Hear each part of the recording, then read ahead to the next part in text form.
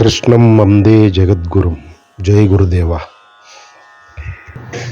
భగవద్గీత భగవానుడి పరమ ఉద్దేశం జీవుల్ని బ్రహ్మీ స్థితికి చేర్చటం.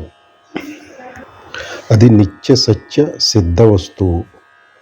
అంటే దేనిని సాధిస్తే ఇంకా దేనిని సాధించవలసిన అవసరం లేదో ఆ స్థితి.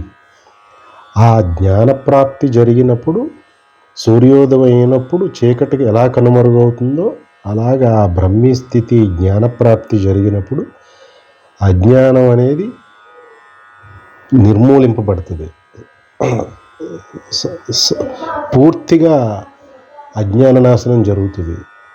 పాజిటివ్ వే ఆఫ్ లెర్నింగ్ సాధన అంతా జ్ఞానప్రాప్తిని, బ్రహ్మీ స్థితి, స్థితప్రజ్ఞ స్థితిని సాధిస్తే సాధన యొక్క అన్ని ప్రయోజనాలు నెరవేరిపోతాయి. నెగిటివ్ అప్రోచ్ ఈ ఇంద్రియ మనోనిగ్రహాన్ని సాధించటం, నిష్కామ కర్మ, నిష్కామ భక్తి, ధ్యాన మార్గాలలో సాధన చేయటం. ఎందుకు నెగిటివ్ అప్రోచ్ అంటే అని అంటున్నామంటే, ఉదాహరణ తీసుకుంటే పాజిటివ్ అప్రోచ్ అంటే విజయవాడ నుంచి విశాఖపట్నం వెళ్ళవలసి ఉంటే విశాఖపట్నం వైపు సాగిపోయి విశాఖపట్నం చేరుకుంటే విజయవాడ దూరం అయిపోతుంది ఆటోమేటిక్గా. ఇది పాజిటివ్ అప్రోచ్. ఇక్కడ విశాఖపట్నంని బ్రహ్మీ స్థితి అనుకుంటే ఆ బ్రహ్మీ స్థితి వైపు సాగి బ్రహ్మీ స్థితిని సాధించే అజ్ఞానం విజయవాడ అనుకుంటే ఆ విజయవాడ దూరం అయిపోతుంది ఆటోమేటిక్గా. ఇది positive approach. Negative approach Vijayawada నుంచి దూరంగా సాగిపో, వైజాగ్ చేరతావు అని అంటే ఇది నెగిటివ్ అప్రోచ్. వెనక్కి తిరిగి విజయవాడ నుంచి దూరం అవుతూ విశాఖపట్నం వైపు వీపుని విశాఖపట్నం వైపు చూపిస్తూ వెళతాన్ని నెగిటివ్ అప్రోచ్ అనడం జరుగుతుంది అన్నమాట. ఈ ప్రయాణం చాలా స్లోగా సాగుతుంది. వెనకడుగులు వేస్తూ సాగేది నెగిటివ్ అప్రోచ్.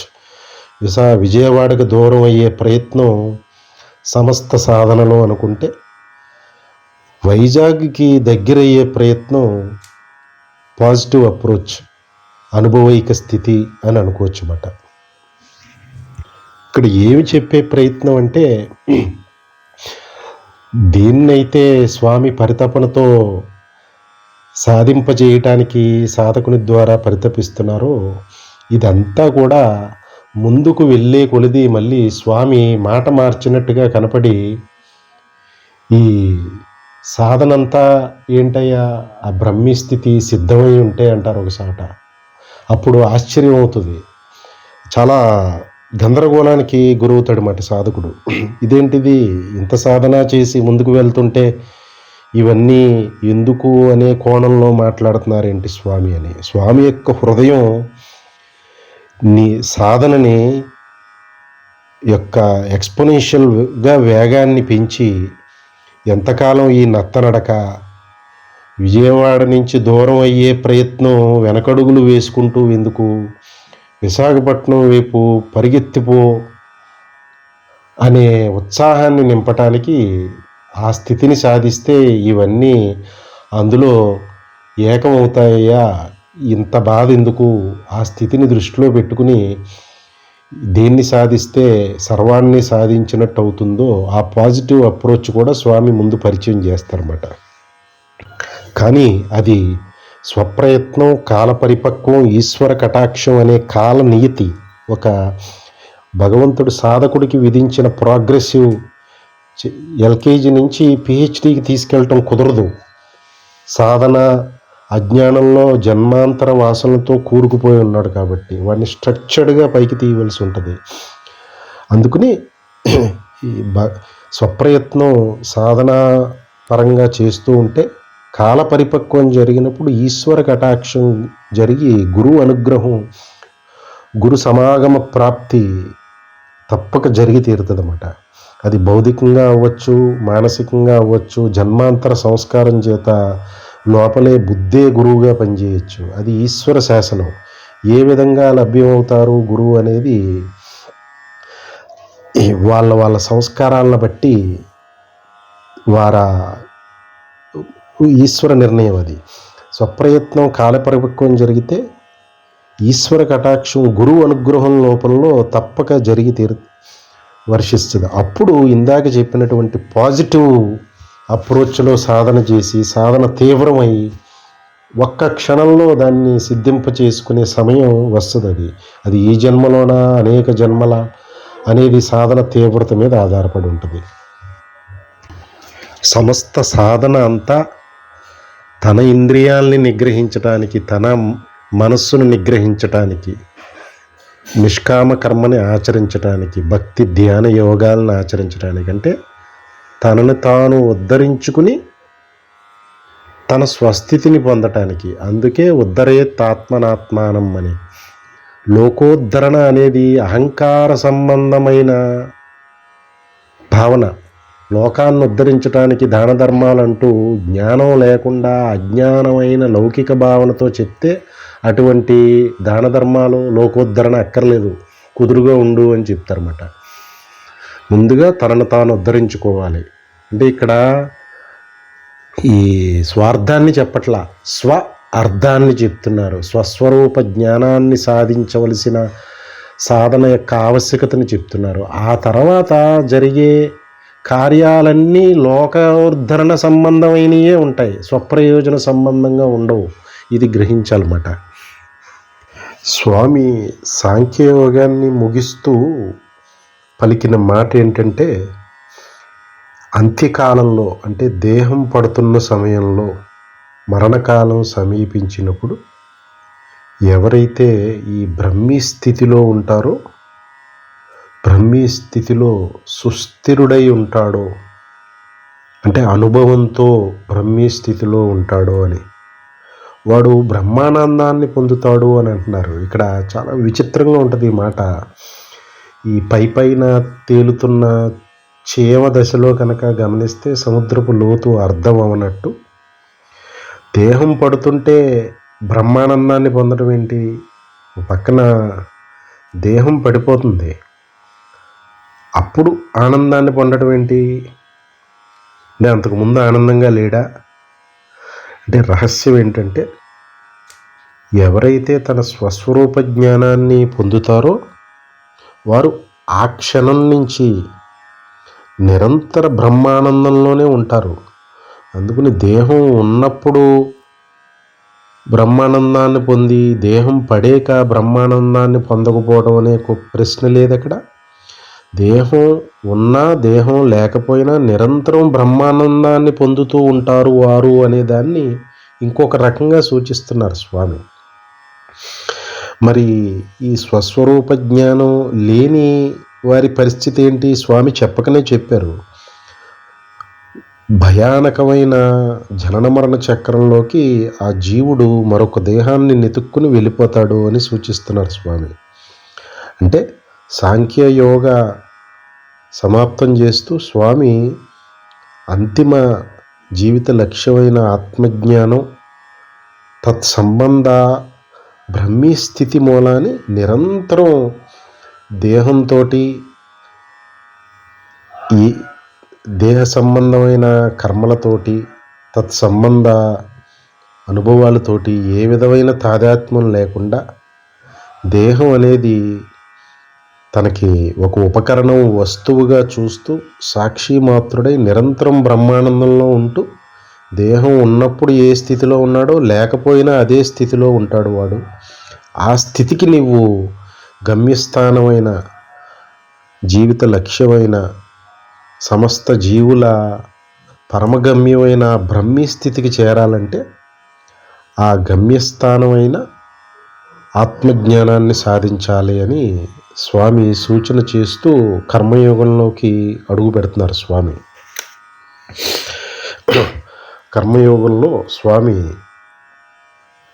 జ్యాయసి చేత్ కర్మణస్తే మతా బుద్ధిర్జనార్దన తత్కిం కర్మని ఘోరే మాం నియోజయసి కేశవా. కర్మయోగ ఆరంభమే అర్జునుడు యొక్క ప్రశ్నతో మొదలవుతుందన్నమాట. అర్జునుడు ఇప్పటి వరకు విన్నది అంతా కూడగలుపుకుని తన ఏ స్థితిలో ఉండగా భగవానుడు గీతను బోధించటానికి ఉపక్రమించారో ఆ స్థితినే మళ్ళీ జస్టిఫై చేసుకుంటూ, అంటే కర్మని వదిలిపెట్టేసి ఒక మమకారం శోకమోహాల్లో కూరుకుపోయి ఉన్న దశలో కృష్ణుడిని ఆశ్రయిస్తే కృష్ణుడు ఎంతో ఓర్పుతో సాంఖ్యయోగంలో జ్ఞానయోగం కర్మయోగాన్ని సమ్మిళితం చేస్తూ చెప్పినదంతా విని ఇప్పుడు కూడా ఇంకా ఈ అనుమానం తీరలేదు అర్జునుడికి. అంటే తను తీసుకున్న నిర్ణయం సబబే, యుద్ధాన్ని వదిలిపెట్టడం సబబే, తన బంధువుల్ని స్వజనుల్ని అందరినీ సంహరించటం అధర్మం, అందుకే నేను యుద్ధాన్ని వదిలిపెడుతున్నాను, అది చేసే ఉద్దేశం నాకు లేదు, రాజ్యం భోగాలు వద్దు అని ఏ నిర్ణయంతో కృష్ణుడు పాదాల మీద పడి బోరును ఏడ్చాడో ఆ నిర్ణయాన్ని సమర్థిస్తూ ఏమని అడుగుతున్నాడంటే, సమర్థించుకుంటూ, స్వామి నువ్వు ఇంతవరకు నువ్వు పలికిన మాటలను బట్టి కనుక గమనిస్తుంటే జ్ఞానమే అత్యంత శ్రేష్టమైనదని చాలా సుస్పష్టంగా నాకు అనిపిస్తుంది నీ మాటలను బట్టి. మరి నువ్వు నన్ను ఇంత భయానకమైన యుద్ధాన్ని చేసే కార్యంలో నన్నెందుకు ఉపయోగిందామని చూస్తున్నావు, నన్నెందుకు ఇటువంటి భయానకమైన యుద్ధం చేయమని పురుగొల్పుతున్నావు అని చెప్పి ఇంకా తన యొక్క మనోభావనని సమర్థించుకుంటూ మాట్లాడుతున్నా ఇతని కృష్ణుడి పట్ల శరణాగతి భావన పోలేదు ఇంకా. అందుకే భగవానుడికి ఇంకా నోరు విప్పి మాట్లాడవలసిన అవసరం అర్జునుడి పట్ల సమస్త లోకంలోని సాధకుల పట్ల ఇంకా అవసరం కనపడి స్వామి ముందు ముందు ఆయన యొక్క ఉపదేశాన్ని కొనసాగిస్తారన్నమాట.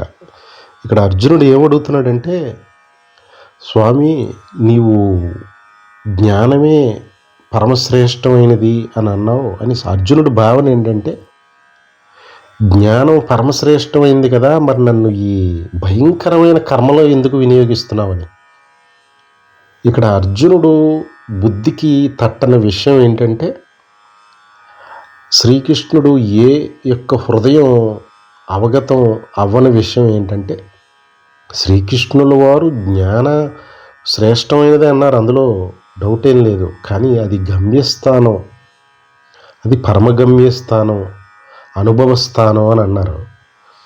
అంటే మరి ఇది దాన్ని గమ్యస్థానానికి చేరేలోపు మైలురాళ్ళు అనేవి ఉంటాయి కదా ప్రయాణంలో. ఆ మైలురాళ్ళలో ఒకానొక మైలురాయి కింద కర్మయోగాన్ని చెప్పారు. కర్మయోగంలో కర్మ ఉండనే ఉంటుంది.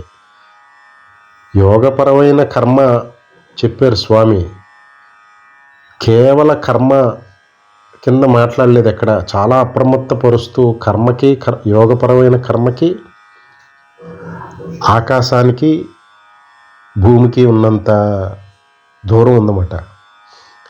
ఆ స్వామి యొక్క హృదయం అది గమ్యస్థానం. జ్ఞానం అనేది శ్రేష్టమైనదే.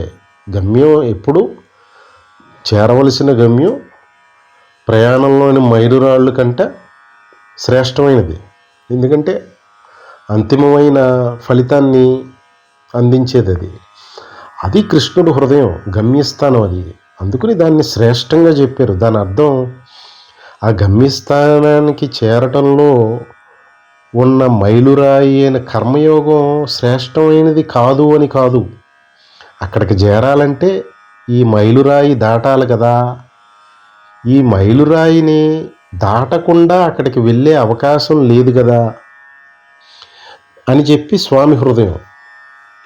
ఈ బుద్ధి సూక్ష్మత కోల్పోయి శోకమోహంలో అజ్ఞానంలో కూరుకుపోయిన జీవులు అర్జునుడు భావన ఏంటంటే ఆ గమ్యస్థానం చేరుకుంటే శ్రేష్టమైన దాన్ని ఆచరిస్తే చాలు కదా అని బాగానే ఉంటుంది. అది జన్మాంతరాల సాధన సంస్కారం మూలాన మహాత్ములు మరొక దేహం ధరించిన ఎన్నో జన్మల సాధన తీవ్రత ఆ ఫలం ఒక్క క్షణంలో సిద్ధిస్తుంది. మహాత్ముల జీవిత చరిత్ర చూస్తే గమనించవచ్చు. అది అప్పుడు దాకా సాదాసీదా జీవనం గడిపిన ఈ భగవాన్ రమణులు, సత్యసాయి వీరందరూ ఒక వయసు సత్యసాయి 8-9 సంవత్సరాల వయసు రాగానే తాను పరబ్రహ్మాన్ని అన్నారన్నమాట. భగవాన్ రమణుడు 16-17 సంవత్సరాలు రాగానే తాను ఆత్మస్వరూపుడిగా మిగిలి నడయాడారు. మరి అప్పటి వరకు వారు స్వప్రయత్నంతో చేసిన సాధనలు లేవు వారు దేహం ధరించిన ఈ జన్మలో. మరి ఎక్కడి నుంచి సడన్గా ఆ శ్రేష్టమైన జ్ఞాన అనుభవం కలిగింది? అదే ఇక్కడ స్వామి హృదయం. అంటే చేసిన సాధన వృధా పోదు, గమ్యస్థానం జ్ఞానం శ్రేష్టమైనదే, అది సిద్ధిస్తుంది తప్పనిసరిగా ప్రయాణం సాగించిన వాడికి. ప్రయాణమే సాగించకుండా లేదంటే సాగించిన ప్రయాణాన్ని సాగిస్తున్నాను అనుకుంటూ ఉంటే గమ్యస్థానం చేరే అవకాశమే లేదు. అది ఇక్కడ అర్జునుడు కన్ఫ్యూజ్ అయిన విషయం, అర్జునుడు యొక్క బుద్ధికి అందని విషయం అన్నమాట. అది ఇక్కడ అర్జునుడి యొక్క స్థితిని గమనించి నేర్చుకోవాల్సింది ఏంటంటే, లోకంలో మార్పుకి సిద్ధంగా ఉన్నవాళ్ళు, మహాత్ముల యొక్క మాటని విశ్వసించిన వాళ్ళు, వారు మాట తరింపబడేది, వారే కోటికొక్కరని స్వామి సూచిస్తున్న సాధకుడు. అంటే ఇక్కడ అర్జునుడు తన మనోస్థితిని తన మనోభావాల్ని ఇంకా సమర్థించుకునే ప్రయత్నం చేస్తున్నాడు. అక్కడ మరి స్వామి పట్ల సంపూర్ణ విశ్వాసం ఉందా? గీటు పెడితే లేదని చెప్పాలి. స్వామి తేల్చి పాడేస్తున్నారు, ఏది కర్మను వదిలిపెడతానికి లేదని. తాను వదిలిపెట్టిన కర్మని సమర్థించుకుంటూ అర్జునుడు మాట్లాడుతున్నాడు. పరిపూర్ణమైన విశ్వాసం ఉంటే ఆ క్షణాన్నే స్వామి చెప్పింది నమ్మి జ్ఞానం శ్రేష్టమైందేనా, కర్మను కూడా ఆచరించాలి అని స్వామి భావనేమో అని చెప్పి అలాగే స్వామిని కర్మకు ఉపక్రమించాలి. కానీ అది చెయ్యట్లా. చెయ్యకపోయినా నాటకం ఆడి వేషాలు వేసి పాడైపోలేదు అర్జునుడు. జిజ్ఞాసతో తన యొక్క మనోస్థితిలో ఉన్న లోపం ఏంటో తెలుసుకోవాలని పరిప్రశ్న వేసి దాన్ని నివృత్తి చేసుకుంటున్నాడు తన సందేహాన్ని. లోకంలో కూడా ఈ లౌకికపరమైన జంతుప్రాయమైన జీవితం గడుపుతూ ఇంతకుముందు స్వామి సూచించినట్టు ఈ అస్తిత్వం అంటే ఏకాత్మ సచిదానంద నిరంతర శాశ్వత వస్తువు పట్ల, ఆ మహాశక్తి పట్ల అది ఉందని నమ్మకం లేని వాళ్ళు బుద్ధిహీనులై పాడైపోతారండి. అంటే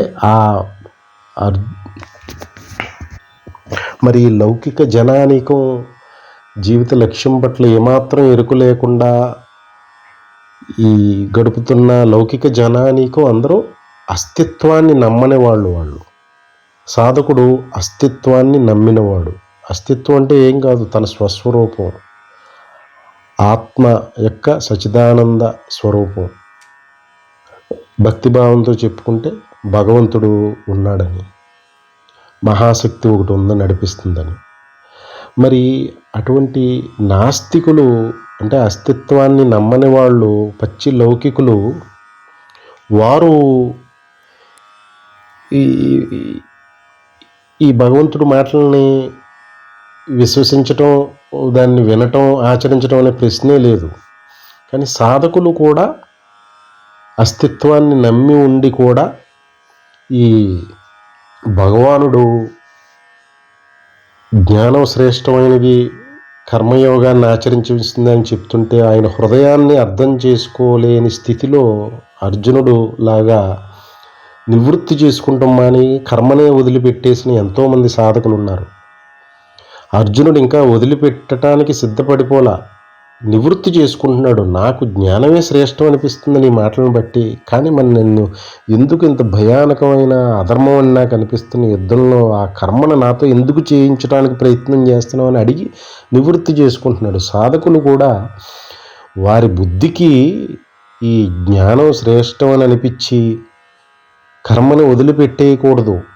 అస్తిత్వాన్ని నమ్మినప్పుడు మహాత్ములు ఎందుకు, వారి హృదయం ఏంటి, వారి అనుభవం నాకు తట్టట్లేదు కదా, ఏమిటి వారి అనుభవం ఏంటి, అసలు ఎందుకు చేయమంటున్నారా అని విశ్వాసం అనే ఒక పైసా దక్షిణని సమర్పించి వారి అనుభవానికి రాకుండా వారు చెప్పింది ఆచరించటం మాట సాధనలో అత్యంత ప్రధానమైనది. ఆ ఆచరణ లేని రోజుని ఎంతటి అస్తిత్వం మీద విశ్వాసం ఉన్నా అడుగు రాంగ్ రూట్లో అధర్మం వైపు పడుతుంది.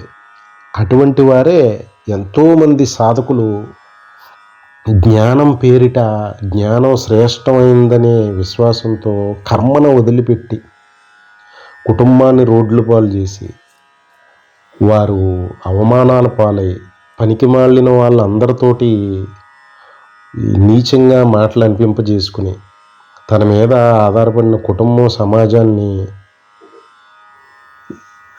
అధోగతి పాలు చేసిన ఎంతోమంది సాధన పేరిట తిరుగుతున్న వాళ్ళు ఉన్నారు. అర్జునుడు అంతటా అధోగతికి పడిపోలేదు. అడుగుతున్నాడు అన్నమాట కృష్ణుని, నా సందేహాన్ని నివృత్తి చేయి తండ్రి అని. సాధకులు జ్ఞాన మార్గాన్ని ఆచరించటానికి సాధనలో అడుగుపెట్టిన సాధకులు చాలా అప్రమత్తంగా ఉండవలసిన విషయం ఇది. అడుగు అడుగుని ఓ భగవద్గీత కించితదీత గంగాజలలవ కనికా పీత సకృతపీన మురారి సహర్చ క్రీతే తస్య యమేనన చర్చ అని భగవద్గీతలో ఒక్క శ్లోకం చాలు అని శంకర్ల మాట. ఎందుకు ఒక శ్లోకం చదివేసి దానికి నమస్కారం పెట్టి మన పనులను మనం చేసుకునేది కాదు శంకరుల యొక్క హృదయం.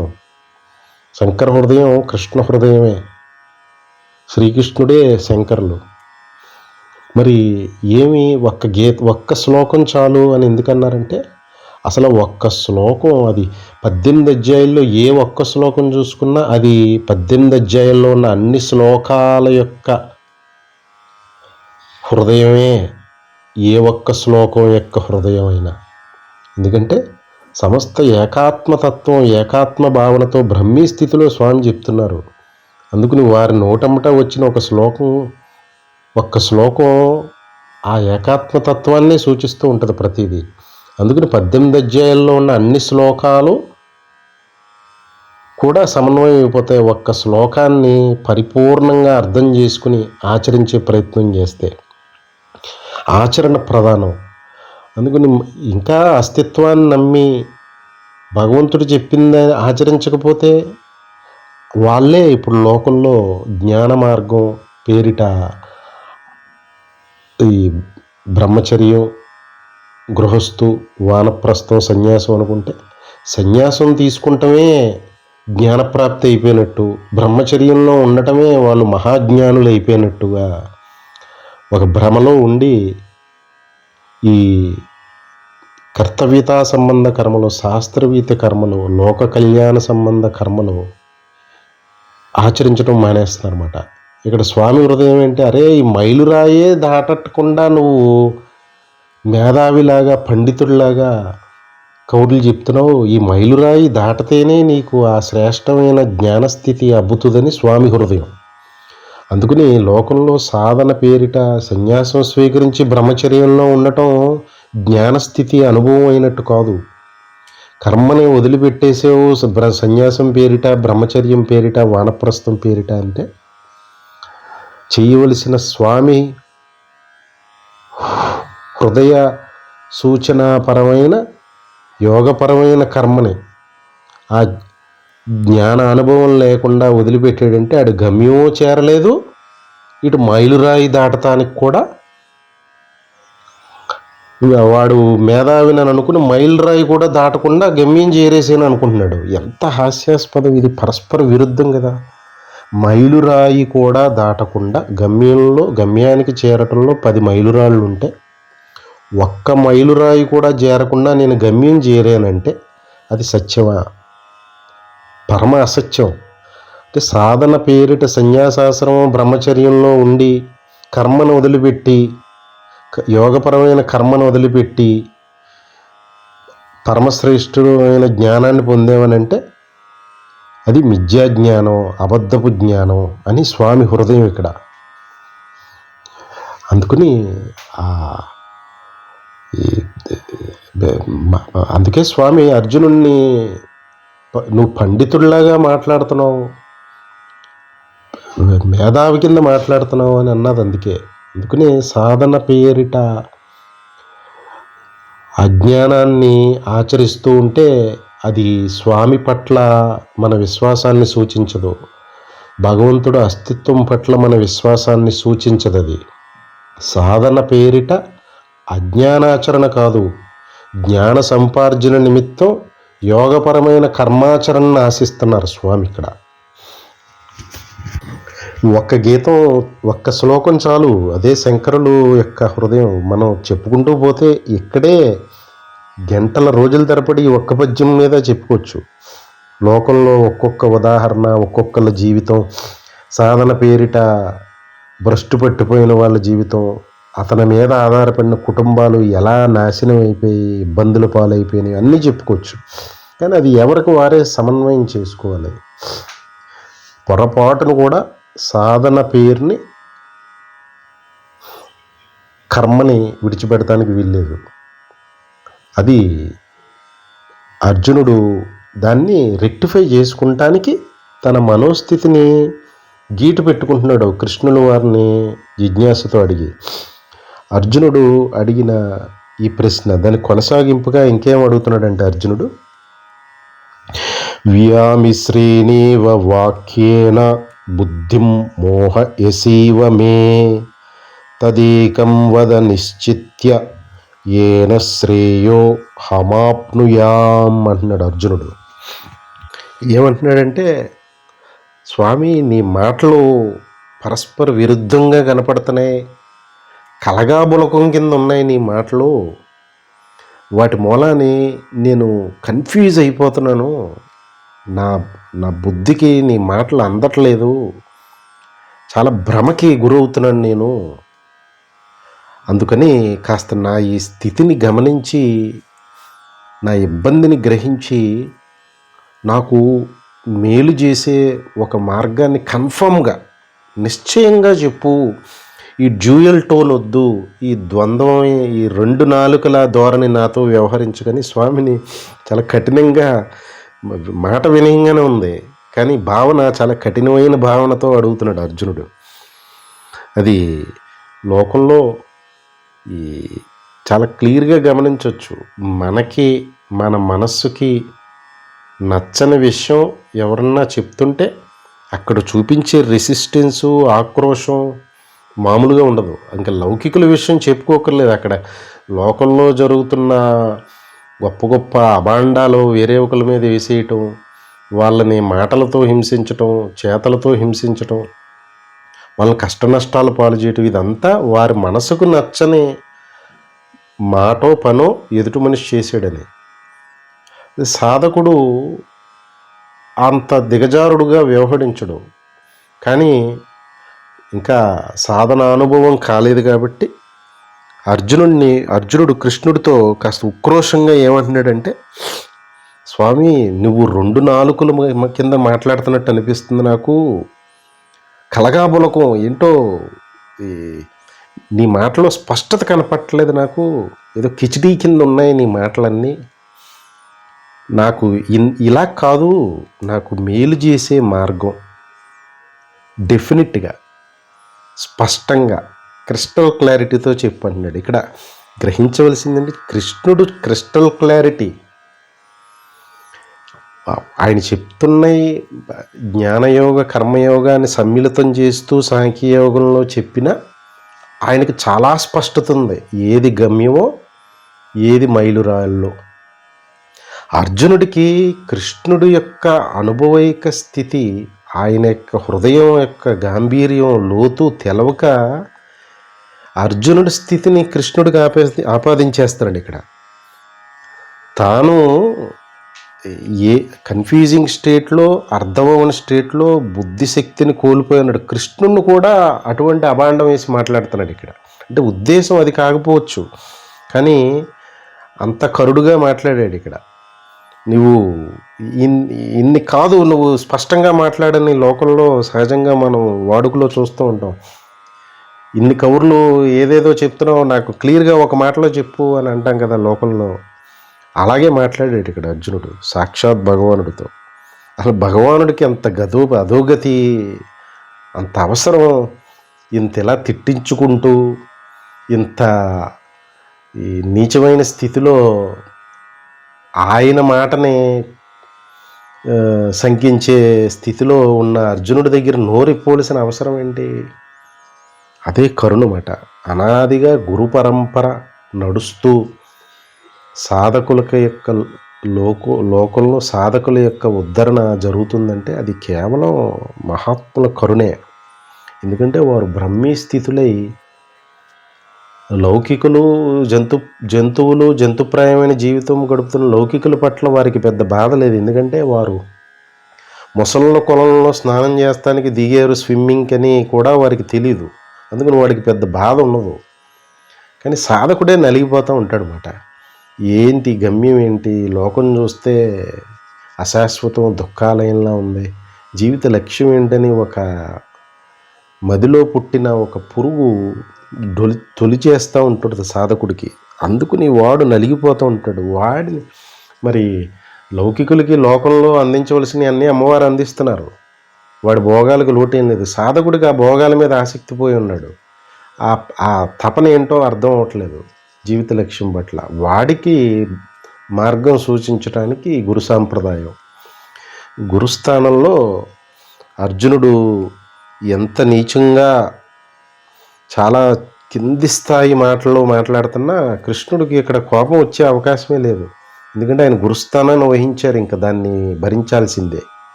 ఇక్కడ స్వామిని కిచిడీ మాటలు, డ్యూయల్ టోన్ తోటి పావులాగా 2 నాలుకల దూరంలో మాట్లాడకు, సుస్పష్టంగా చెప్పు. నాకు ఆల్రెడీ నలిగిపోయి ఉన్నాను నేను, నా బుద్ధి ఇంకా కకలావికలం చేసేస్తున్నావు నీ మాటలతోటి, నాకు వచ్చిన కష్టం కంటే నీ మాటలే కష్టంగా ఉన్నాయన్నట్టుగా మాట్లాడాడు అనమాట. ఇది కాస్త దీన్ని జిజ్ఞాసా కోణంలో చూస్తే కృష్ణుణ్ణి గట్టిగా పట్టుకుని తనకు కలిగిన ఆ సందిగ్ధావస్థను నివృత్తి చేసుకుంటానికి కృష్ణుడు పాదాలు పట్టుకుని వదలకుండా అడుగుతున్నాడని పాజిటివ్ కోణంలో సమన్వయం చేసుకోవచ్చు. అది కృష్ణుడు యొక్క స్థాయి, ఆ స్థితి, ఆ అనుభవం అర్జునుడికి లేదు. అంత మాత్రాన్ని నేను ఇది అర్థం చేసుకోలేకపోతున్నానని అడగవలసి ఉంటుంది అప్పుడు. అలా కాకుండా నీవు స్పష్టత లేకుండా మాట్లాడుతున్నట్టు అనిపిస్తుంది అన్నట్టుగా అన్నాడు మాట కృష్ణుడిని అర్జునుడు. స్వామి సుస్పష్టం. ఈ 18 అధ్యాయాల్లో అన్ని శ్లోకాలు స్వామి సుస్పష్టంగానే ఉంటారన్నమాట. అస్పష్టతకి అవకాశమే లేదు కేవలం. ఎందుకంటే అక్కడ ఉన్న ఏకాత్మ స్థితికి సంబంధించిన విషయాలే, ఒక విషయానికి సంబంధించిన విషయం ఆవుకదే చెప్తున్నారు స్వామి. అందుకని ఇక్కడ అర్జునుడు తన యొక్క కష్టాన్ని చెప్పాడు. నాకు ఇన్ని చిక్కుముళ్ళ కింద చెప్పొద్దు, ఒక సుస్పష్టంగా, ఒక స్పష్టమైన క్లారిటీ అంటున్నాడు అనమాట. నాకు ఒక్క క్షణంలో నాకు ఆ జ్ఞానాన్ని ప్రసాదించు అన్నట్టుగా ఉంది అర్జునుడి యొక్క భావన ఇక్కడ. మరి అది గ్రహించవలసింది ఏంటంటే జన్మాంతరాల సాధన ఆ గమ్యస్థానమైన బ్రహ్మీస్థితి. మరి ఏ సాధన లేకుండా ఎక్కడో విన్నామని కష్టాలన్నీ తొలగిపోయి నిరంతర సుఖం దక్కుద్దని లౌకికమైన మిథ్యా అహంకార స్థితిలో వచ్చి అది అడిగితే అది ఏ ప్రయాణం మార్గమే ఎక్కలేదు, మైలురాళ్లే దాటలేదు. అటువంటి వారికి బోధ లేదన్నమాట. అందుకని సాధకుడికి బోధ ఉంటుంది, కానీ అక్కడ విశ్వాసం, ఓర్పు అనే దక్షిణ సమర్పిస్తేనే. ఇక్కడ స్వామి ఇంకా అర్జునుడి స్థితి అర్థం చేసుకుని స్వామి చెప్పడం మొదలుపెట్టారన్నమాట. కర్మయోగంలో స్వామి మొదటి పలుకులు. స్వామి ఏమంటున్నారంటే, లోకేస్మిన్ ద్వివిధా నిష్టా పురా ప్రోక్త మయానగా జ్ఞానయోగేన సాంఖ్యానాం కర్మయోగేన యోగినాం అని. స్వామి ఆ అర్జునుడు తనంతట తాను పెట్టుకున్న చిక్కుముడిని విడదీస్తున్నారన్నమాట. ఇక్కడ కృష్ణుడు పెట్టిన చిక్కుముడి కాదు ఇది. అర్జునుడు తన చైతన్య స్థాయిని బట్టి కృష్ణుడు యొక్క స్పష్టతను అర్థం చేసుకోలేక చిక్కుముడి కింద భావించాడు. భావనది. ఆ భావన చిక్కుముడిని విడదీస్తూ స్వామి ఏమంటున్నారంటే, అర్జున, లోకంలో 2 రకాలైన నిష్టలు ఉంటాయి. 2 రకాలైన నిష్టలు. ఒకటి సాంఖ్యయోగ సంబంధమైన నిష్ట, 2 యోగ మార్గ సంబంధమైన నిష్ట. సాంఖ్యయోగ సంబంధమైన నిష్ట జ్ఞానయోగం వలన ప్రాప్తిస్తుంది. యోగ మార్గాన్ని అవలంబిస్తున్న వారికి నిష్ట కర్మయోగం ద్వారా ప్రాప్తిస్తుంది అని స్వామి చెప్తున్నారన్నమాట. ఇక్కడ స్వామిది అంత గాంభీర్యమైన విషయాలే. ఏదో గబగబ చదువుకుంటూ శ్లోకాలు వల్లి వేయటం కాదు. అందుకే శంకరులు అన్నది ఒక్క శ్లోకం చాలు తరించడానికని. అసలు ముందుకు వెళ్ళదు వ్యాఖ్యానం. స్వామి హృదయాన్ని అర్థం చేసుకుంటే సాంఖ్యయోగ మార్గం అని, యోగుల మార్గం అని 2 సూచిస్తున్నారు స్వామి. సాంఖ్యయోగులు అని అంటే స్వామి ఉద్దేశం ఇక్కడ ఏంటంటే, ఎన్నో జన్మల సాధన యొక్క ఫలం ఉన్నవారు అని. అంటే సాధనని ఆల్రెడీ చేసి ఉన్నవారు అని. అంటే వారు ఈ జన్మలోనే ఎంతో సాధన చేసి ఉండవచ్చు, ఎన్నో జన్మల సాధన ఫలితం ద్వారా ఉన్నతమైన సాధనను కొనసాగించడానికి ఈ జన్మ తీసుకున్నవారు అని. వారు ఇంకో రకంగా చెప్పుకుంటే గమ్యస్థానమైన బ్రహ్మీ స్థితి ఏదైతే ఉందో, శ్రేష్టమైన జ్ఞానస్థితి, దాని దగ్గరికి వరకు వెళ్ళిన వాళ్ళు అని, మైలురాళ్ళు దాటుకుంటూ. వారిని సాంఖ్యయోగులు అని స్వామి ఉద్దేశం. మరి యోగులు అని అంటున్నారు ఇక్కడ. ఇంకో రెండవ తెగని యోగులు అంటే ఇంకా ఆ గమ్యస్థానమైన బ్రహ్మీ స్థితి, శ్రేష్టమైన జ్ఞానస్థితికి దగ్గరగా ఇంకా చేరని వంటి వారు. అంటే ఇంకా ఆ మార్గంలో ముందుగా ఉన్న మైలురాళ్ళుని దాటుతూ ఉన్నవారు, ఇంకా గమ్యస్థానానికి దూరంగా ఉన్నవారు అని. అటువంటి వారికి కర్మయోగం ద్వారా నిష్ట కలుగుతుంది. సాంఖ్యయోగులకి మటుకు జ్ఞానయోగం ద్వారా నిష్ట కలుగుతుంది. నిష్ట అంటే ఆ గమ్యస్థానం, ఆ సిద్ధి, దేని సాధనలో దేన్నైతే సాధింపజేసుకుంటానికి పరితపన పడుతున్నారో దాని యొక్క సిద్ధి, ఆ ఫలం అని నిష్ట అంటే ఇక్కడ స్వామి హృదయం. డిక్షనరీ పరంగా పదాల యొక్క అర్థాలు చూస్తే ఇక్కడ హృదయపరంగా చెప్తున్న అర్థాలు సరిపోలకపోవచ్చు, కానీ ఇక్కడ మన సమన్వయం అంతా హృదయం పరంగా, స్వామి యొక్క హృదయ భావనాపరమైన అర్థాలే మనం ఇక్కడ సమన్వయం చేసుకునే ప్రయత్నం. స్వామి సూచిస్తున్న నిష్ట ఏంటంటే, దేన్ని సాధించటానికి, ఏ ఫలాన్ని పొందగోరడానికి సాధన సాగిస్తున్నావో అది సిద్ధింపజేసుకుంటాం నిష్ట అని ఇక్కడ స్వామి భావన. ఈ నిష్ట సాంఖ్యయోగులకి జ్ఞానయోగం ద్వారా సిద్ధిస్తుంది. యోగులకి అంటే, యోగులు అంటే స్వామి ఉద్దేశం కర్మయోగులు అని, భక్తి యోగులు అని, ధ్యాన యోగులు అని అనుకోవచ్చు. స్వామి ఇప్పుడు యోగానికి కర్మను వేరు చేయరు. యోగానికి భక్తిని వేరు చేయరు, యోగానికి ధ్యానాన్ని వేరు చేయరు. యోగానికి ముడిపెట్టే కర్మ అంటారు, యోగానికి ముడిపెట్టే భక్తి అంటారు, యోగానికి ముడిపెట్టే ధ్యానం అంటారు, యోగానికి ముడిపెట్టే జ్ఞానం అని కూడా అంటారు స్వామి. అని అందుకని ఇక్కడ స్వామి యోగులు అంటే స్వామి ఉద్దేశం యోగుల్ని కొంచెం వేరు చేసి చూపుతున్నారు అర్జునుడికి స్పష్టత చూపించడానికి. మరి వ్యవహారికంగా అర్జునుడి యొక్క చైతన్య స్థాయి అర్జునుడు అడిగిన ప్రశ్నకి స్పష్టత ఇవ్వాలి. ఉన్నది ఒక్కటే, అంతా ఒక్కటే, ఇన్ని మాట్లాడుకొని అర్జునుడు మూతి మీద కొట్టేయకూడదు. అప్పుడు దక్షిణామూర్తి మౌనం అది కేవలం సనక సనందనాదులకే, ఆ చైతన్య స్థాయికే ఆ జ్ఞానం మౌనం ద్వారా అందుద్ది. మరి జిజ్ఞాసు అయిన సాధకుడికి మౌనం వహిస్తానంటే కుదరదు కదా. అందుకని స్వామి గురుస్థానంలో నోరు విప్పవలసిన అవసరం ఉంటుంది. ఆ చైతన్య స్థాయి సాధకుడి యొక్క చైతన్య స్థాయికి అనుగుణంగా ఆ బోధన అందించవలసి ఉంటుంది. అందిద్దాం అనుకుంటే కృష్ణుడు వారు అందిద్దాం అనుకున్నారు. కొంతమంది మహాత్ములు అది వారిష్టం, అది ఈశ్వరానుగ్రహం. ఆ మహాత్ముడి ద్వారా జ్ఞానబోధ జరగాలనుంటే నోరు విప్పుతారు, లేదంటే మౌనంలో కూర్చుంటారు. దాన్ని వారిని తప్పు పట్టలేమాట. ఈ కర్మాధికారులు బ్రహ్మనిష్ఠులు అని ఉంటారు. కర్మాధికారి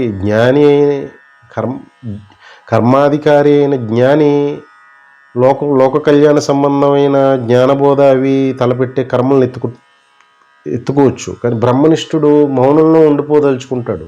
అది ఈశ్వరానుగ్రహం, ఈశ్వర నిర్ణయం అలా ఉందనుకుంటమే.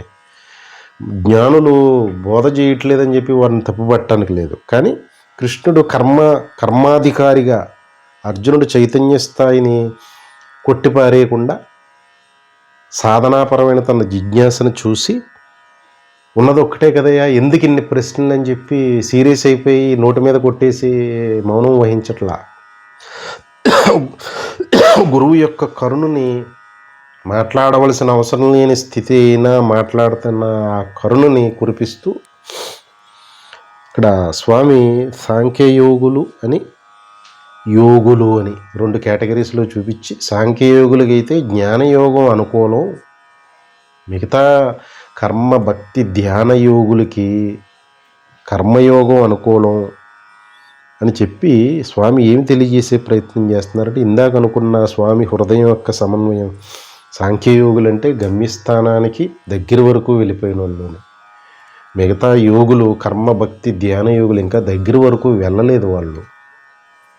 అందుకని వారికి కర్మ భక్తి ధ్యాన మార్గాన్ని ఆచరిస్తున్న సాధకులకి జ్ఞానయోగాన్ని పట్టుకుని నిష్ఠ సాధించేయటం కుదరదు. ఈ కర్మ భక్తి ధ్యాన యోగ స్థితులను దాటి, ఆ మైలురాళ్ళను దాటి సాంఖ్యయోగ మార్గంలో పట్టుకుని నిష్ట కలిగి అక్కడ ఉన్నారంటే వారు ఎన్నో మైలురాళ్ళు దాటుకుని వచ్చారని. ఇంకా వారికి మళ్ళీ ఇదివరకు దాటిన మైలురాళ్ళ శ్రమ వాళ్ళకి కల్పించడం భావం కాదు. అది మెటీరియలిస్టిక్. మన ప్రయాణంలో కారులో విశాఖపట్నం విజయవాడ నుంచి విశాఖపట్నం వెళ్ళటంలోనే చూసుకోవచ్చు. విజయవాడ నుంచి ఏలూరు నుంచి రాజమండ్రి నుంచి విశాఖపట్నం చేరాడు. విశాఖపట్నం ఇంకా చేరలేదు, రాజమండ్రి దగ్గర ఉన్నాడు. మళ్ళా వాడిని ఏలూరు తాడేపల్లిగూడెం ఈ మైలురాళ్ళకి సంబంధించిన పని పెట్టుకోమంటే ఎలాగా? వాడు రాజమండ్రి వరకు వెళ్ళిపోయాడు. అందుకని ఆ సాంఖ్యయోగి రాజమండ్రి వరకు చేరినవాడు, అంటే విశాఖపట్నానికి దగ్గరగా ఉన్నవాడు గమ్యస్థానం. మరి మిగతా యోగులు ఏలూరు తాడేపల్లిగూడెం దగ్గర ఉన్నవాళ్ళు మరి రాజమండ్రి దగ్గరికి వెళ్ళిపోయినట్టుగా, విశాఖపట్నం చేరిపోయినట్టుగా బిహేవ్ చేయకూడదు. ప్రయాణం ఆగిపోతుంది. అప్పుడు భ్రమలో బతుకుతారు. ఆ భ్రమలోంచి బయటపడేస్తున్నారు ఇక్కడ అర్జునుడిని సాధకుల్ని. కర్మయోగం ఎక్కడ అత్యంత ప్రాముఖ్యం వహిస్తుంది, జ్ఞానయోగం ఎక్కడ అత్యంత ప్రాముఖ్యం వహిస్తుంది అని సాంఖ్యయోగులకు చెప్తున్న జ్ఞానయోగం కూడా గమ్యస్థానం కాదు. అది మైలురాయే. కానీ వారికి కర్మయోగపరమైన అత్యంత ఆవశ్యకతని స్వామి రుద్దట్లేదు ఇక్కడ. కానీ మిగతా రకమైన యోగ మార్గాలను అవలంబించే వాళ్ళకి కర్మయోగం వదిలిపెడితే నాశనం అయిపోతారు, భ్రష్టు పట్టిపోతారు. ఏలూరు తాడేపల్లిగూడెంలో ఉండి రాజమండ్రికి సంబంధించిన అనుభవంలోనూ భావంలోనూ బతికితే ఎలాగా? అప్పుడు నువ్వు అసలు ఏలూరు తాడేపల్లిగూడెం దగ్గరే నీ ప్రయాణం అయిపోతుంది అప్పుడు. ఎందుకంటే రాజమండ్రి వెళ్ళిపోయానని, వైజాగ్ చేరిపోయాననే భావనలో బతుకుతున్నావు కాబట్టి ప్రయాణం సాగదు, ఇంకా ప్రయాణం ఆగిపోయిందని. అది ఇక్కడ స్వామి బాధ, స్వామి తపన. అర్జునుడు విశాఖపట్నం చేరనే లేదు, రాజమండ్రి ప్రశ్నే లేదు, విజయవాడలో బయలుదేరాడు. ఏలూరు తాడేపల్లిగూడెం దగ్గర వ్యవహారం నడుస్తుంది, ప్రయాణం. నన్ను ఎందుకు ఏలూరు చేరమంటున్నారో, విశాఖపట్నం కదా నేను చేరవలసింది, నన్ను ఎందుకు ఏలూరు ఇంత 2 నాలుగుల దూరంలో మాట్లాడుతున్నారంటే, అర్జునుడు తన లాజిక్ని, తన మనసుకి తోచింది స్వామి చెప్పట్లేదని చెప్పి స్వామిని తప్పుపట్టడం మాని లాజిక్ బాగా వాడుతున్నాడు కదా, ఆ లాజిక్ని అంతర్ముఖం చేసి స్వామి యొక్క హృదయాన్ని గ్రహించే ప్రయత్నం చేస్తే ఈ చిన్న ఎగ్జాంపుల్ చాలు. నేను చేరవలసింది విశాఖపట్నం శ్రేష్టమైంది, నన్ను ఎందుకు ఏలూరు వెళ్ళమంటున్నారు అన్నట్టుంది స్వామి. అర్జునుడు ప్రశ్న. స్వామి హృదయం ఏంటి? అర్జునుడు వెళ్ళవలసింది విశాఖపట్నం అని తెలుసు, కానీ వాడు ఇంకా ఏలూరు వరకు కూడా రాలేదు. ఏలూరు చేరటం తప్పనిసరి అయ్యా, దాన్ని తప్పించుకోలేవు నువ్వు అంటున్నారన్నమాట. అంటే నువ్వు ఇంకా పచ్చి లౌకికపరమైన స్థాయిలో ఉన్నావు, పోనీ అది దాటి సాధనలోకి అడుగు పెట్టావు. బ్రహ్మచర్యమో సన్యాసమో గృహస్థాశ్రమో వానప్రస్థం ఏదో తీసుకున్నావు. తీసుకుంటంతో నేను వైజాగ్ చేరిపోయానంటే ఎలాగా? అది ఆశ్రమం, సాధనకు ఒక అనుకూలమైన, నీ మనోస్థితికి అనుకూలమైన మార్గాన్ని ఎన్నుకున్నావు. అది గమ్యం కాదు, అది మార్గం. ఆ బ్రహ్మచర్యం ఒక మార్గం, సన్యాసం ఒక మార్గం, వానప్రస్థం ఒక మార్గం, గృహస్థాశ్రమం ఒక మార్గం. వైజాగ్కి రకరకాల రూట్స్, ప్రతి రూట్లోనూ మైలురాళ్ళు ఉంటాయి.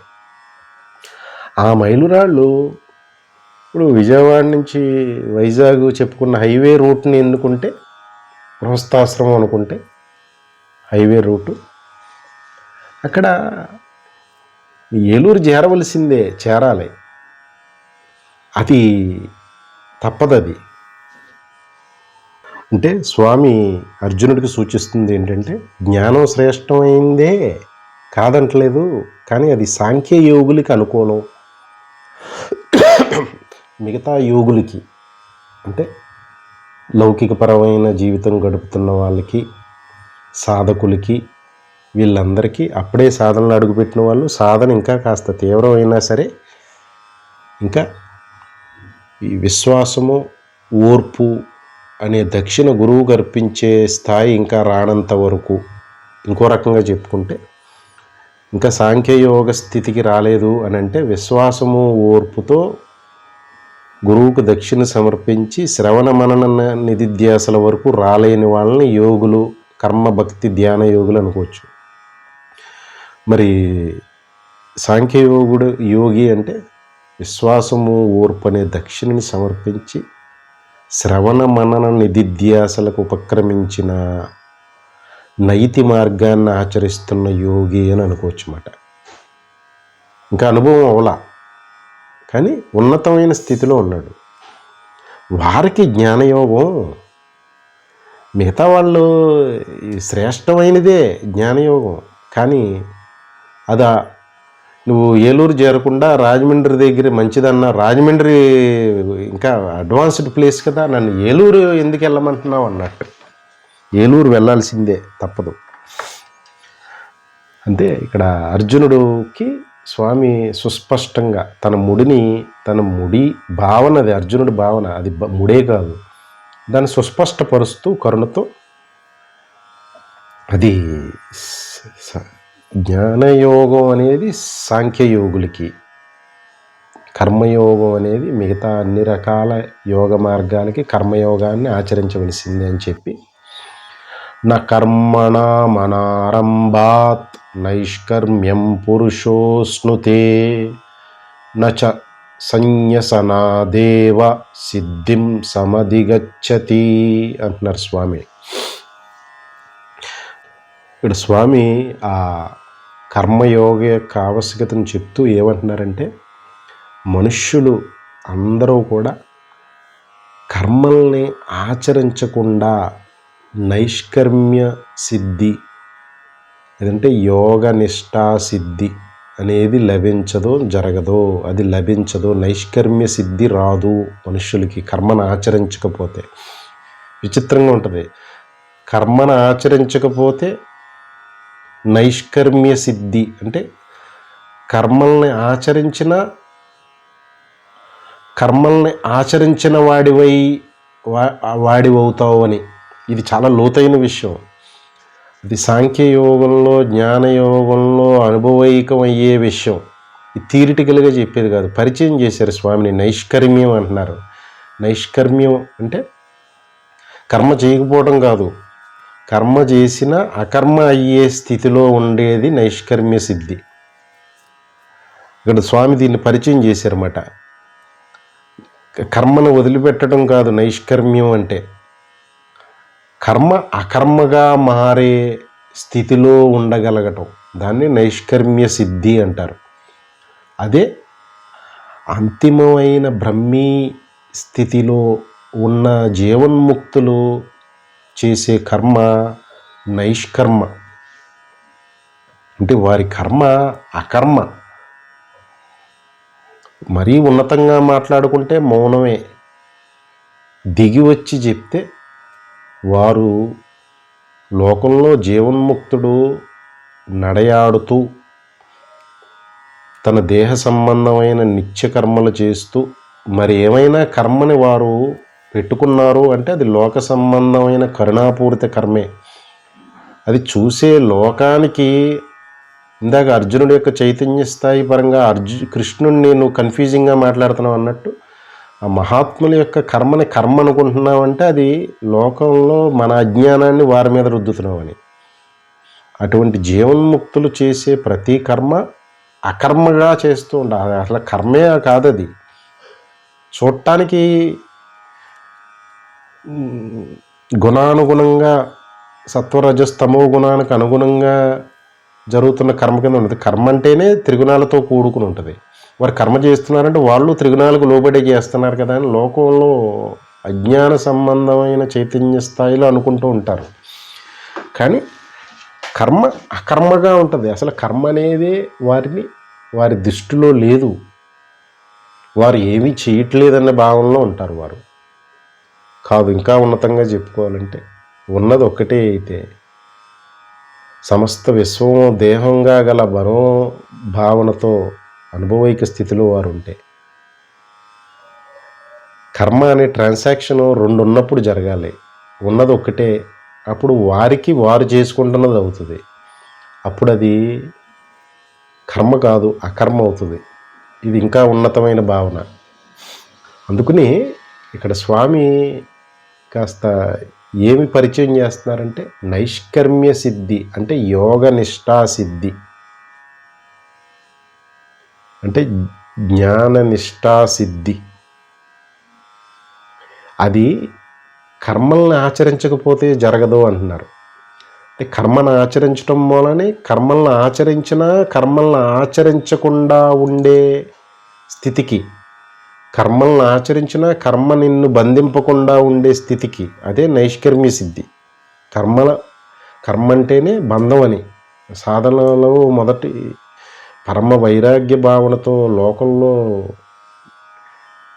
చిత్రవద నలిగిపోయి లౌకిక జీవితం నుంచి ఆధ్యాత్మిక జీవితంలో అడుగుపెట్టిన వాళ్ళు ఎవరిని దరిచూసినా బోర్ని ఏడుస్తుంటారు. ఈ కర్మ బంధించేస్తుంది కదండి, జన్మ పరంపరకి కారణం కర్మే అని. కరెక్టే.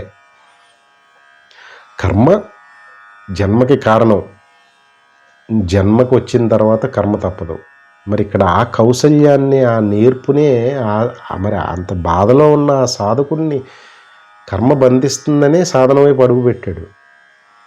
మరి ఆ కర్మ అనేది తప్పదు.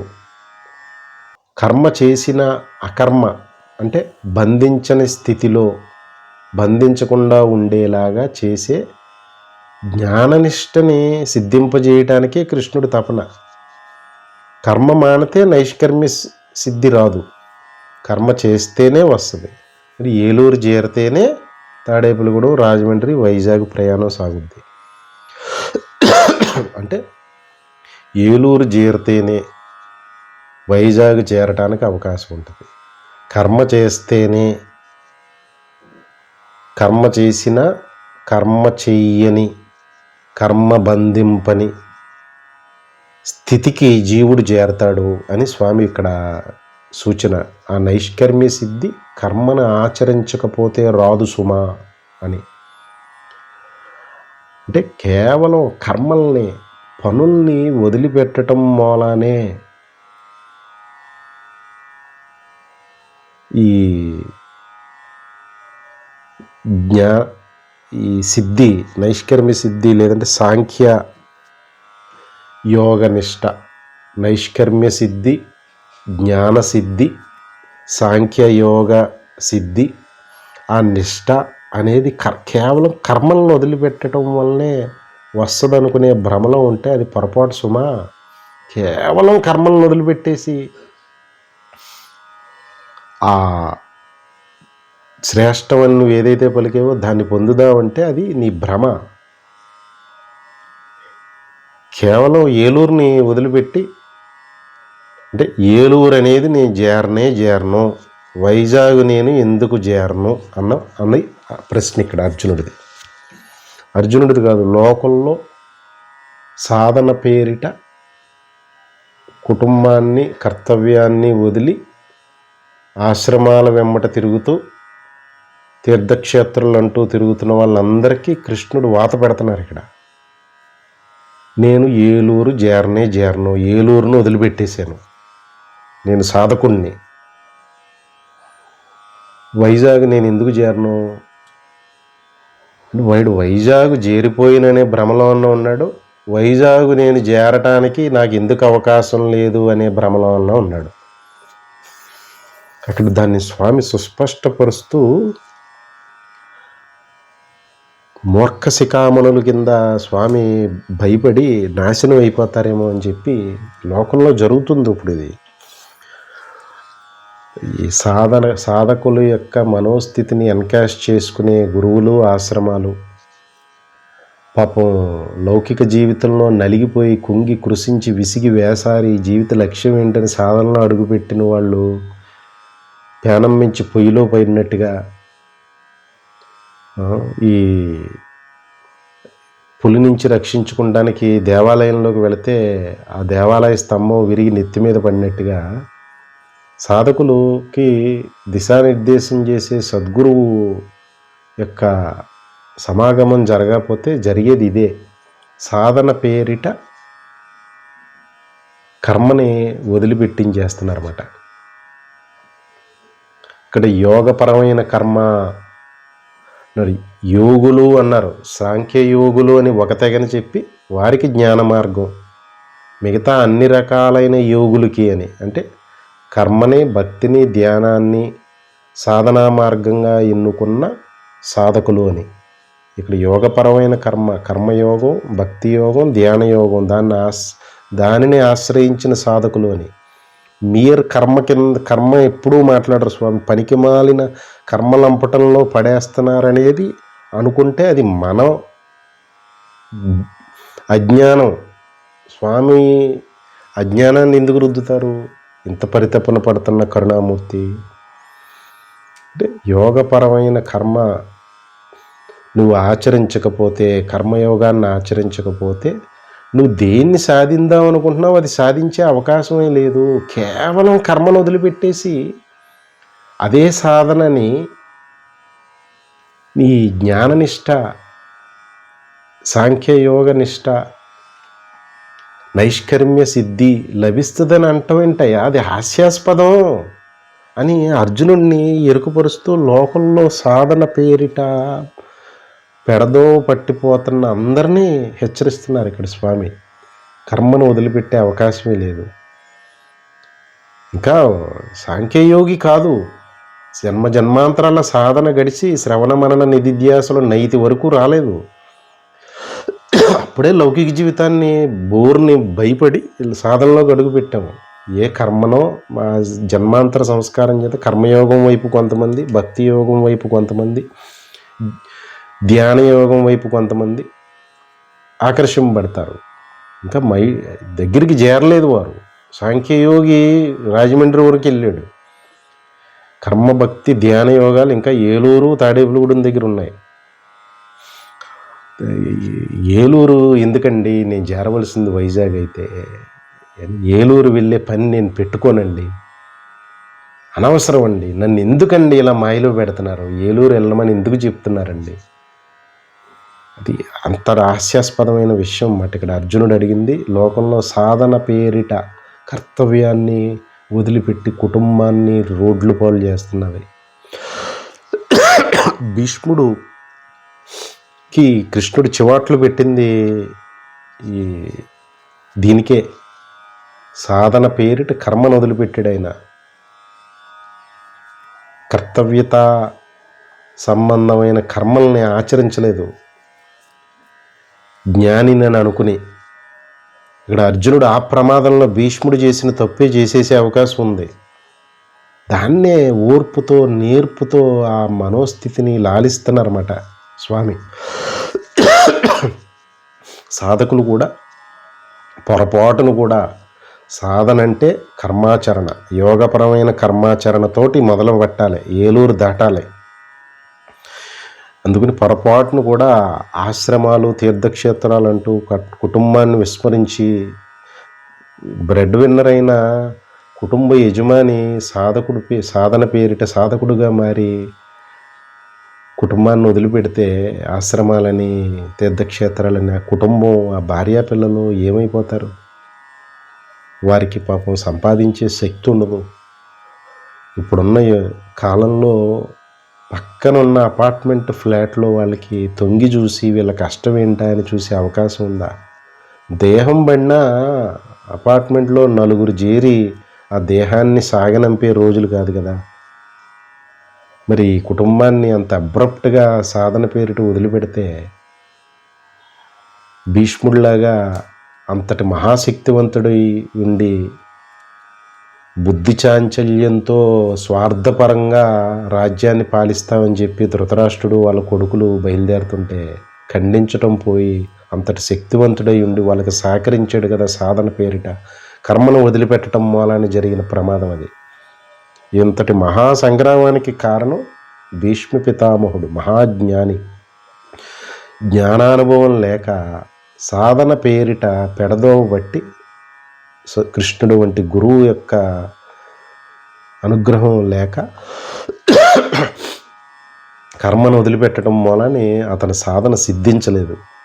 అంపశయ్య మీద పడుకుని బోర్ని ఏడవలసి వచ్చిందన్నమాట. అందుకని సాధకులు కర్తవ్య నిర్వహణ ముందు తన దేన్ని సాధిద్దామనుకుంటున్నాడో అది గమ్యం వైజాగ్, ఏలూరు చేరాలి, కర్తవ్య నిర్వహణ చెయ్యాలి. కుటుంబ దేన్ని తగిలించుకున్నామో దాన్ని తప్పు పడితే ఎలాగా, తగిలించుకున్నామో దానికి న్యాయం చేయాలి. అది ఎవరన్నా ఈ తగిలించుకోకుండా బ్రహ్మచర్యాన్ని పరిపక్వతతో పూర్ణ వైరాగ్యంతో బ్రహ్మచర్యాన్ని సన్యాసాన్ని స్వీకరించారంటే వారికి జన్మాంతర సాధన ఉంది, ఆ పరిపక్వత ఉంది.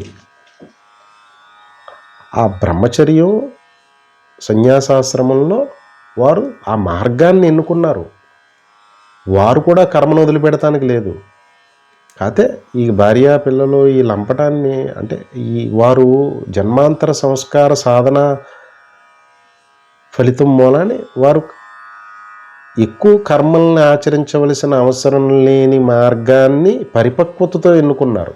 పరిపక్వత లేకుండా సన్యాసం, పరిపక్వత లేకుండా బ్రహ్మచర్యం తీసుకుంటే వాళ్ళని చూసి వీళ్ళని చూసి దొంగ గురువులు దొంగ ఆశ్రమాలు చెప్పిన విషయాలు విని ఇంద్రియాలు ప్రేరేపించి రెచ్చగొట్టేస్తాయి. బ్రహ్మచర్యం పాడైపోతుంది, సన్యాసాశ్రమం పాడైపోతుంది. అంతకంటే క్రమానుగతంగా సిస్టమేటిక్గా ప్రోగ్రెసివ్గా కృష్ణుడు ఎక్కించే మెట్లు విశ్వాసంతో ఎక్కితే సరిపోద్ది కదా. 10 మెట్లు దూకి 20 మెట్లు వెనక్కి పడిపోతే ప్రాణానికే ప్రమాదం కదా.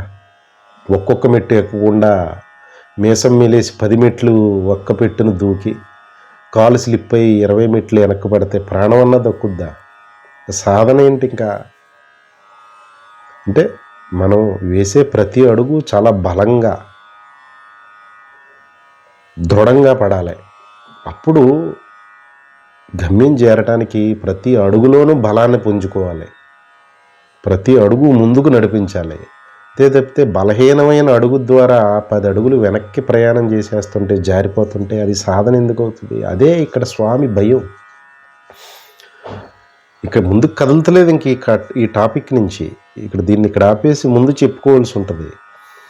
ఇక్కడ లోకంలో ఇప్పుడు సాధనలో 90 మంది పాడైపోతున్న విషయం ఇదే.